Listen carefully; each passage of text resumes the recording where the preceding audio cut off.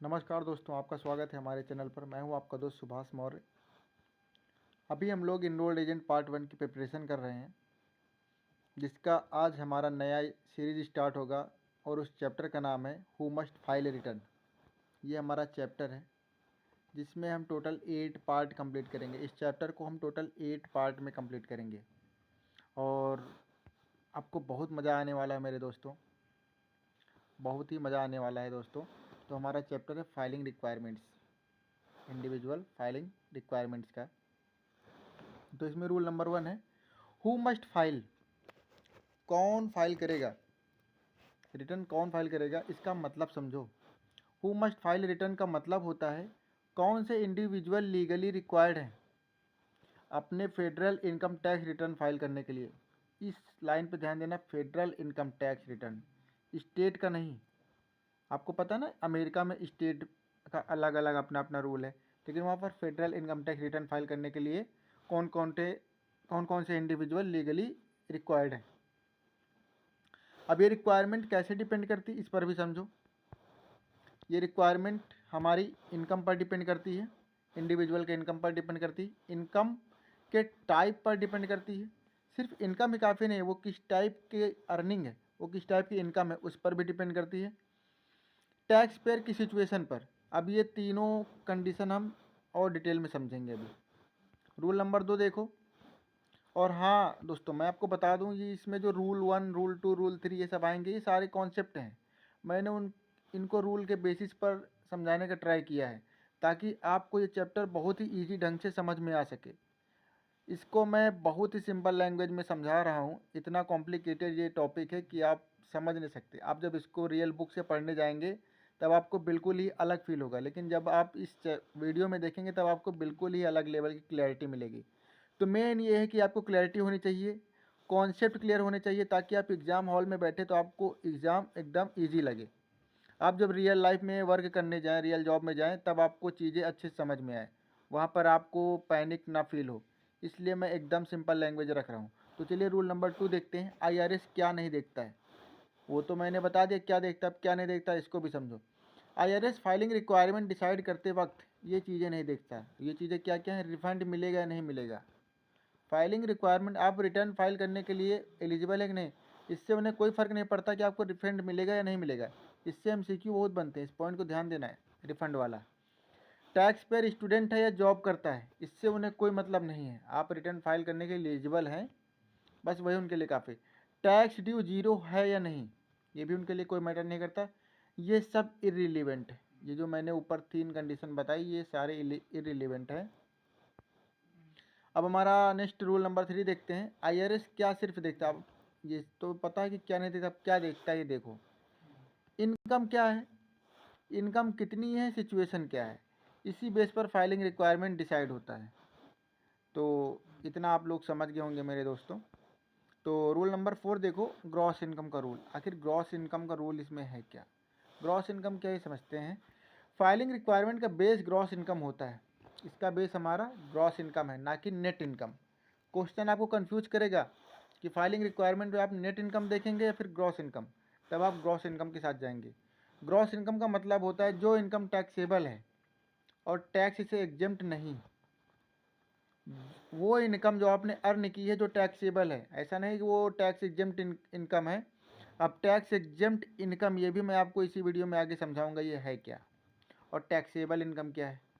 तो चलिए समझते हैं। ग्रॉस इनकम अभी पूरा क्लियर करते हैं। फाइलिंग रिक्वायरमेंट डिसाइड करता है ग्रॉस इनकम, रिफंड डिसाइड नहीं करता। ये रिफंड डिसाइड नहीं करेगा, सिर्फ फाइलिंग रिक्वायरमेंट डिसाइड करेगा। रूल 5 देखते हैं हम अपना। रूल 5 है टैक्सेबल इनकम का साइड, टैक्सेबल इनकम का इफेक्ट। इसका इफेक्ट क्या है, जो इनकम टैक्सेबल होती है, जैसे कि वेजेस, वेजेस को सैलरी बोलते हैं। बार बार आपको ये वर्ड देखने को मिलेगा, W2 वेजेस, वेजेस, तो इसका मतलब सैलरी हो गया, सैलरी स्लिप वाला। टिप्स से जो अर्निंग आपने, टैक्सेबल इनकम हम पढ़ रहे हैं, जो इनकम टैक्सेबल होती है वो इस तरह की होती है। सैलरी वाला जो इनकम है वो टैक्सेबल है, जो हम टिप्स से कमा रहे हैं वो हमारी टैक्सेबल है, इंटरेस्ट से जो हम इनकम कर रहे हैं वो टैक्सेबल है, डिविडेंड मिला वो भी टैक्सेबल है, सेल्फ एम्प्लॉयमेंट इनकम वो भी टैक्सेबल है। टैक्सेबल स्कॉलरशिप, आपने कोई ऐसी स्कॉलरशिप ली जिसमें वो टैक्स के दायरे में आ रहे तो वो भी टैक्सेबल है। प्राइज एंड अवार्ड, आपको कहीं पर इनाम मिला वो भी टैक्सेबल। आपको कोई इनाम में बहुत सारे पैसे मिल गए वो भी टैक्सेबल है। ये इनकम ग्रॉस इनकम का पार्ट होते हैं। ये इनकम जो है ये ग्रॉस इनकम का पार्ट हैं और फाइलिंग रिक्वायरमेंट टिगर्ड कर सकती हैं। ये फाइलिंग रिक्वायर्ड टिगर्ड कर सकती नहीं, करती ही हैं। अब नॉन टैक्सेबल इनकम समझ लेते हैं, इसको समझ लेते हैं, इसका इफेक्ट भी समझ में आ जाएगा।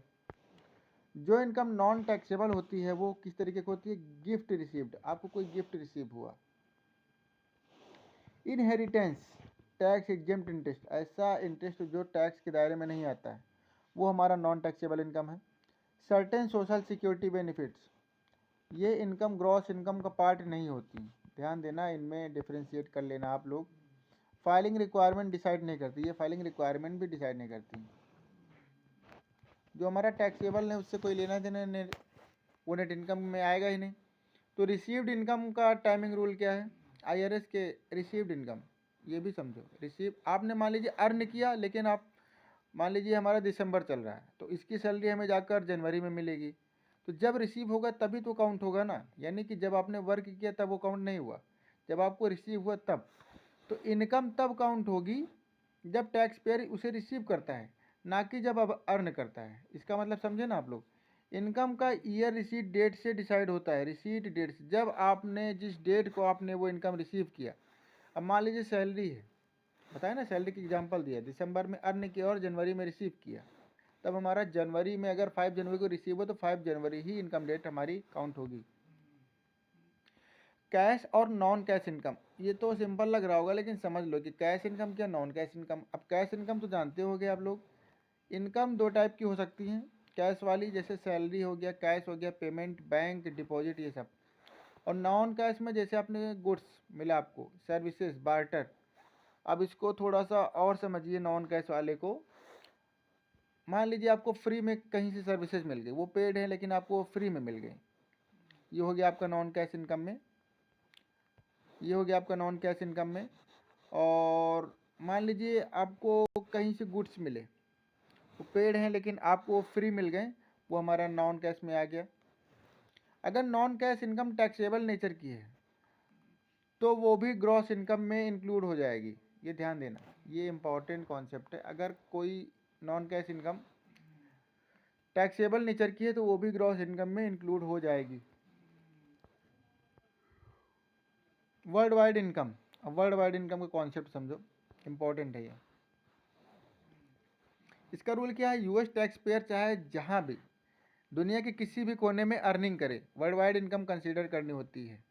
तो कहीं भी अर्निंग करे लेकिन वो कंसीडर होगी। इसका मतलब क्या? इनकम यूएसए के बाहर से आई हो फिर भी फाइलिंग रिक्वायरमेंट में काउंट होगी, अगर वो उस देश का रेसिडेंट है। मान लो वो इंडिविजुअल उस देश का रेसिडेंट उस ईयर काउंट हो रहा है, तो चाहे अमेरिका में वो इनकम करे या फिर जाकर वो इंग्लैंड से करके लाए, इंडिया से करके लाए, या फिर जापान से करके लाए, उसकी जॉब जापान में, उसकी फैक्ट्री जापान में, वहाँ से इनकम आए, लेकिन वो टैक्सेबल इनकम में हमारी काउंट होगी।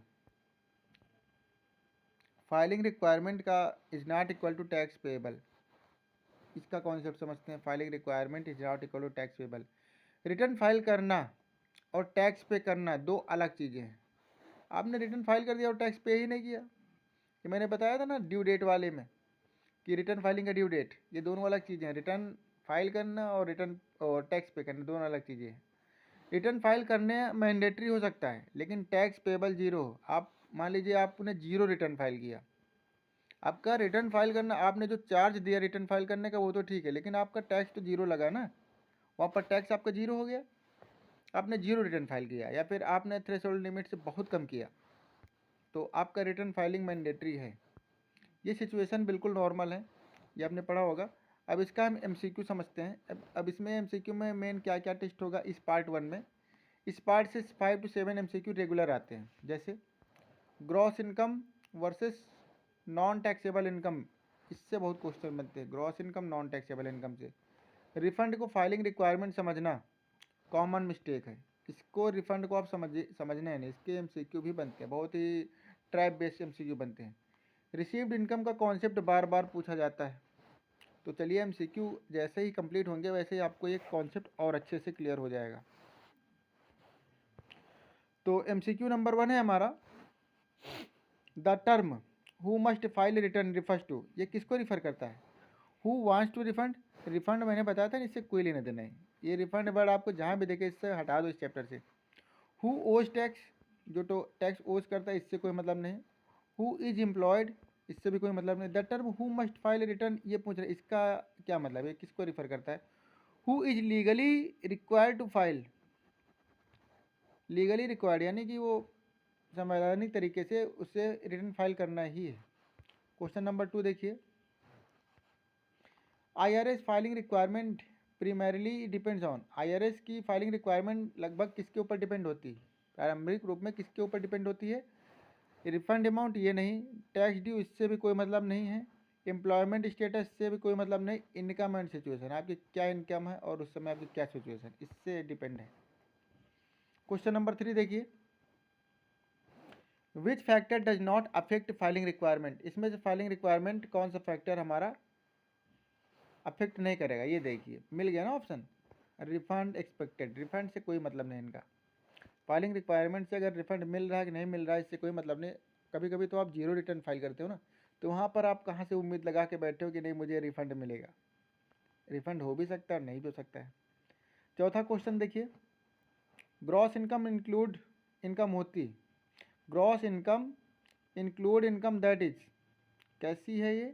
Taxable income. Gross income include income क्या है? टैक्सेबल इनकम है। अब इस क्वेश्चन नंबर 5 है, विच income is taxable? Gift received, ये नहीं है, गिफ्ट वाला नहीं है। इनहेरिटेंस नहीं है। इंटरेस्ट इनकम है, इंटरेस्ट तो हमारा होगा ना टैक्सेबल, इंटरेस्ट होगा, डिविडेंड होगा और सैलरी होगी, कैश इनकम होगा, ये सब ये भी नहीं होगा। क्वेश्चन नंबर 6 देखिए, non taxable income generally, non taxable income generally क्या होता है? ट्रिगर फाइलिंग रिक्वायरमेंट कि रिड्यूस टैक्स ओनली की is ignored for filing requirement. Non taxable income को आप इग्नोर कर दो, फाइलिंग रिक्वायरमेंट से इसे बिल्कुल ही बाहर रखो, तो ये वाला आंसर हमारा सही हो जाएगा। नॉन टैक्सेबल इनकम को कोई लेना देना ही नहीं। क्वेश्चन नंबर 7 देखिए, income is considered received when it is, income कब कंसीडर की जाएगी? रिसीव व्हेन इट इज, जब एक्चुअल रिसीव होगा। अर्नड हो गया इससे कोई मतलब नहीं, जब तक आपको रिसीव नहीं होगा तब तक माना नहीं जाएगा। प्रॉमिस कर लिया देने का, उससे कोई मतलब नहीं है, माना नहीं जाएगा। इनवॉइस जनरेट कर दिया लेकिन आपके खाते में इनकम ही नहीं आई, जिस डेट को इनकम आएगी वही डेट हमारी मानी जाएगी। क्वेश्चन नंबर 8 देखिए, salary earn in December but received in January is taxable in, कब ये हमारा ये टैक्सेबल होगा? मान लीजिए आपने दिसंबर में अर्न किया, ये दिसंबर चल ही रहा है, मैंने इस महीने अर्न किया लेकिन हमारी सैलरी बनेगी जाकर जनवरी में, तो वो जनवरी में ही हमारी रिसीव टैक्सेबल मानी जाएगी, उस फाइनेंशियल ईयर में हमारा चला जाएगा। क्वेश्चन नंबर 9 देखिए, विच income is included in gross income, gross income में कौन सी इनकम इंक्लूड है हमारी? बार्टर इनकम, टैक्सेबल है ये। गिफ्ट नहीं है, टैक्स एजेंट इंटरेस्ट ये तो बिल्कुल नहीं, इनहेरिटेंस नहीं, इसे ध्यान देना। जितना आप MCQ के प्रैक्टिस करेंगे उतने आपके कॉन्सेप्ट क्लियर होंगे। आपने कॉन्सेप्ट अगर पढ़ लिया, को सिलेबस कवर कर लिया, आपका 40% कवर होगा। लेकिन अगर आपने MCQ ज़्यादा से ज़्यादा सॉल्व किए तब आपका मान लीजिए ये 60% और ऐड कर लीजिए, आपका 100% चैप्टर पे ग्रिप है और बहुत अच्छी ग्रिप होगी। आप सेल्फ एनालिसिस कीजिए, सेल्फ से आप MCQ प्रैक्टिस कीजिए, MCQ ज़्यादा से ज़्यादा लगाइए। और हाँ दोस्तों, मैं इस चैप्टर में पूरा सिलेबस हो जाने दीजिए, मैं हर चैप्टर के क्वालिटी वाले 400 MCQ कराऊंगा। ये तो मैं नॉर्मली करा रहा हूँ, इससे भी और बेहतरीन से बेहतरीन आपको MCQ मिलेंगे जो IRS रियल वर्ल्ड में टेस्ट करता है। क्वेश्चन नंबर 10 देखिए, world wide income rule mean, इसका मतलब क्या है कि आप चाहे जहाँ कमाओ, वर्ल्ड वाइड इनकम का मतलब है चाहे जहाँ कमाओ वो टैक्सेबल है। तो ऑल इनकम सोर्सेज में भी कंसिडर्ड, सारे इनकम सोर्स कंसिडर्ड होंगे। इस कॉन्सेप्ट को ध्यान देना, बहुत पूछा जाता है। ये जब बड़े बड़े क्वेश्चन आप लगाओगे ना, जब इनकम कैलकुलेट करनी होगी और क्या क्या एग्जेम्प्ट हैं और उनको क्या क्या छूट मिलनी चाहिए, ये सब कैलकुलेशन में सारे कॉन्सेप्ट काम आएंगे। ये सब फंडामेंटल के लेक्चर हैं अभी। अगर आपको फंडामेंटल क्लियर हो गए तब आपको रियल कैलकुलेशन ईजी लगेगी, अगर आपको फंडामेंटल ही क्लियर नहीं हो तब वहाँ पर आप कर नहीं पाएंगे। अब आपके दिमाग में ये भी आ रहा होगा कि सीधा हम रियल वाला पढ़ते ना, फंडामेंटल पढ़ने की ज़रूरत क्या है? लेकिन मेरे भाई अभी आप वर्क करने नहीं जा रहे हैं, अभी आप एग्ज़ाम क्लियर करने के लिए पढ़ रहे हो। वर्क तो बाद में करोगे, पहले एग्ज़ाम तो क्लियर करो। तो एग्ज़ाम में हर एक चैप्टर इंपॉर्टेंट होता है, फंडामेंटल में भी और रियल लाइफ वाला भी। तो क्वेश्चन नंबर 11 देखिए, filing requirement is determined before considering, कब? रिफंड। रिफंड से कोई मतलब नहीं। Filing requirement is determined before considering gross income, taxable income, income type. ये तो तीनों में आएगा, लेकिन रिफंड से कोई लेना देना। रिफंड वर्ड देखो तो तुरंत ही टिक कर लो। क्वेश्चन नंबर 12 देखिए, विच income does not triggered filing requirement by itself. इसमें से कौन सी इनकम है जो फाइलिंग रिक्वायरमेंट को अपने आप ट्रिगर नहीं करती है? तो इनहेरिटेंस, ये मैंने बताया था ना आपको। Non cash income is included in gross income. Non cash income gross income में कब इंक्लूड होगी? If it is taxable. जब टैक्सेबल होगी तब ये हमारा नॉन कैश इनकम हमारा इंक्लूड होगा, नहीं तो कोई मतलब नहीं इनका। IRS considered income based on. IRS किसके बेस पर इनकम कंसीडर करता है? एक्रूअल बेसिस पर कि रिसीव्ड बेसिस पर, या फिर कैश? ये हमारा कैश रिसीव्ड बेसिस पर। जब बताया था ना, जब आप रिसीव करेंगे तभी IRS इनकम को कंसीडर करेगा। सिर्फ आपने अर्न कर लिया, आपका इनवॉइस जनरेट हो गया, आपको प्रॉमिस कर दिया गया कि नहीं अगले महीने मिलेगा, अगले मंथ नेक्स्ट वीक मिलेगा, ये माना नहीं जाएगा। जब आपको रिसीव होगा उसी मंथ को, उसी डेट को कंसीडर किया जाएगा। क्वेश्चन नंबर 15 देखिए कि विच स्टेटमेंट इज करेक्ट। इसमें से कौन सा स्टेटमेंट करेक्ट है? Filing required only if tax due, ये नहीं, केवल टैक्स ड्यू से उन्हें कोई मतलब नहीं। Filing required only for employees, employees के लिए नहीं, ऐसे भी इंडिविजुअल के लिए है। Filing requirements independent of refund, ये वाला सही है। Filing requirement independent of refund, filing depends on refund, depend नहीं है। ये वाला आंसर हमारा ज़्यादा सही लग रहा है, सी वाला। क्वेश्चन नंबर 16 देखिए, विच income is ignored for filing requirement. इनमें से कौन सी इनकम इग्नोर की जाती है फाइलिंग रिक्वायरमेंट में? वेजेस आएंगे, वेजेस यानी सैलरी आएगा, इंटरेस्ट आएगा, डिविडेंड आएगा, लेकिन गिफ्ट नहीं आएगा। गिफ्ट हमारा नहीं आएगा फाइलिंग रिक्वायरमेंट में। Gross income determines, gross income कैसे डिटरमाइंड होती है? Refund, filing requirement. Filing requirement में ग्रॉस इनकम किस में कंसिडर की जाती है? फाइलिंग रिक्वायरमेंट में। ध्यान देना, ये कॉन्सेप्ट ही हैं सारे, कॉन्सेप्ट बेस के सारे MCQ। अगर आपने कॉन्सेप्ट मास्टरी कर ली तब आपका बाकी के चैप्टर में बहुत अच्छी ग्रिप बनेगी। अगर आपने कॉन्सेप्ट ही ढीले रखे हैं ये स्टार्टिंग के चैप्टर के, तो आपका कुछ नहीं होने वाला। ये ध्यान देना आप। IRS focuses on filing requirements to ensure. IRS filing requirement में क्या मतलब फोकस करता है, क्या इंश्योर करने के लिए? कंप्लायंस में। कंप्लायंस में रिफंड भी स्पीड से कोई मतलब नहीं, ऑडिट सिलेक्शन और पेनल्टी इनकम से कोई मतलब नहीं। ये हमारा बी वाला आंसर सही हो जाएगा। क्वेश्चन नंबर 19 देखिए, विच सिनारियो में स्टिल रिक्वायर फाइलिंग। इसमें से कौन सा सिनारियो है जो अरे रिटर्न फाइलिंग में रिक्वायरमेंट है? ये हमारा no tax due, no refund, low income, all of the above, सारे हमारे सिनारियो चाहिए। The biggest exam trap in this part is confusing. इसमें से कौन सा फाइलिंग रिक्वायरमेंट विद रिफंड, ये हमारा एग्जाम ट्रैप में आता है, ये टेस्ट करता है रियल में। तो मैंने जितने कॉन्सेप्ट समझाए हैं आपको उसके सारे MCQ करा दिए, और उम्मीद है आपको ये चैप्टर बहुत ही अच्छे से क्लियर हुआ होगा। और हाँ दोस्तों, जितनी आसानी से मैं चीज़ें समझा रहा हूँ आपको, इतनी आसानी से कहीं नहीं मिलेगा। पेड बैच ले लीजिए आप किसी का, कोई बुक उठा लीजिए, कहीं भी आप देख लीजिए, आपको इतना ईजी लैंग्वेज में, इतना आसान तरीके से कोई नहीं समझाने वाला। अभी तक तो मुझे भी नहीं मिला यूट्यूब पर, अगर मिलता तो मैं सब स्टार्ट ही क्यों करता। और मैं ये चैनल स्टार्ट ही इसीलिए किया हूँ कि बहुत सारे लड़के हैं जो इतनी महंगी कोचिंग की फ़ीस नहीं अफोर्ड कर सकते, जिन्हें पता नहीं होता इनरोल्ड एजेंट क्या। वो सिर्फ ऐड देखते हैं और मोटिवेट हो जाते हैं, उनकी डेप्थ नहीं पता चलती कि मैं उसे पढ़ पाऊँगा कि नहीं पढ़ पाऊँगा। ये टैक्सेशन है, काफ़ी टफ और कॉम्प्लिकेटेड चीज़ें हैं। अगर इन्हें ढंग से ना पढ़ा जाए, और हाँ, आप बस जोश जोश में एडमिशन ले लेते हैं, और वहाँ पर आपको चीज़ें समझ में आएंगी कि नहीं आएंगी, उनका लेक्चर कैसा है वो समझ में आएगा कि नहीं आएगा, ये सारे आपको सोर्स नहीं मिलते हैं। आप इससे अंदाज़ा लगा लीजिएगा कि आपको चीज़ें समझ में आएंगी कि नहीं आएंगी, जिसके बाद आप बेटर डिसीजन ले पाएंगे कि हाँ मुझे इनरोल्ड एजेंट बनना है कि नहीं बनना है। और हाँ दोस्तों, अगर आप इनरोल्ड एजेंट की प्रिपरेशन कर रहे हैं, मैं पार्ट 1 स्टार्ट किया हूँ, इसमें मैं एक एक पार्ट का एक एक एकदम डिटेल्ड, एक एक सिंगल कॉन्सेप्ट मैं आपको समझाऊंगा। अगर आप ऐसे ही वीडियो देखना चाहते हो तो हमारे चैनल को लाइक करें, शेयर करें एंड सब्सक्राइब करें। चलिए मिलते हैं नेक्स्ट वीडियो में, तब तक के लिए बाय बाय।